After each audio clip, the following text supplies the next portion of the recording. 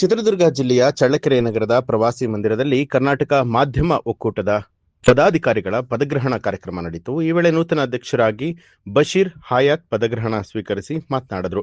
ನಾಡಿನ ಜನತೆಯ ಅಂಕುಡೊಂಕು ತಿದ್ದುವಲ್ಲಿ ಪತ್ರಕರ್ತರ ಪಾತ್ರ ದೊಡ್ಡದಾಗಿದೆ.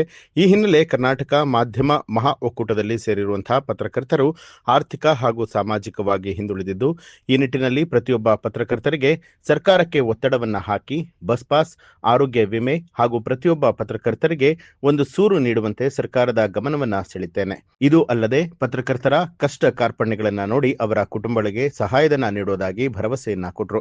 ಈ ಸಂದರ್ಭದಲ್ಲಿ ಪತ್ರಕರ್ತರಾದ ಶಿವಣ್ಣ, ಈಶ್ವರಪ್ಪ, ನಿರ್ಮಲಾ, ವಿಜಯ್ ಕುಮಾರ್, ಕನ್ನಡಪ್ರಭ ನಾಗರಾಜ್, ಹರೀಶ್, ಮಧುರೆ ಮಲ್ಲಿಕಾರ್ಜುನ್, ವೆಂಕಟೇಶ್ ಸೇರಿದಂತೆ ಇತರರು ಹಾಜರಾಗಿದ್ದರು.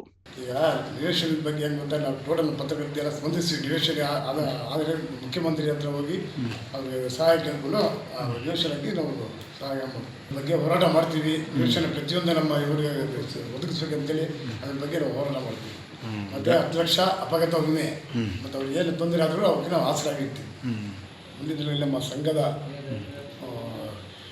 ನಾನು ತಾಲೂಕು ಅಧ್ಯಕ್ಷರಾಗಿ ಆಯ್ಕೆಯಾಗಿದ್ದೇನೆ. ನಮ್ಮ ಈ ಸಂಘದಲ್ಲಿ ಅಭಿವೃದ್ಧಿಗೆ ನಾವು ಸದಾ ಮುಂದೆ ನಿಂತು ಮಾಡ್ತೀನಿ. ಮತ್ತು ಯಾವನ ಕಷ್ಟ ನಮ್ಮ ಸಂಘದವ್ರಿಗೆ ಬಂದಾಗ ಅದಕ್ಕೆಲ್ಲ ನಾವು ಮುಂದೆ ಸ್ಪಂದಿಸ್ತೀವಿ. ಅವರಿಗೆಲ್ಲ ಅಪಘಾತ ವಿಮೆ ಮಾಡ್ತೀವಿ. ಮತ್ತು ನಮ್ಮ ಅವ್ರಿಗೆ ತೊಂದರೆ ಆದರೆ ನಾವು ಬಂದು ಅವ್ರ ಆಸರೆ ಆಗ್ತೇವೆ. ನ್ಯೂಸ್ ಅಲರ್ಟ್, ನಿಮ್ಮಿಂದ ನಿಮಗಾಗಿ.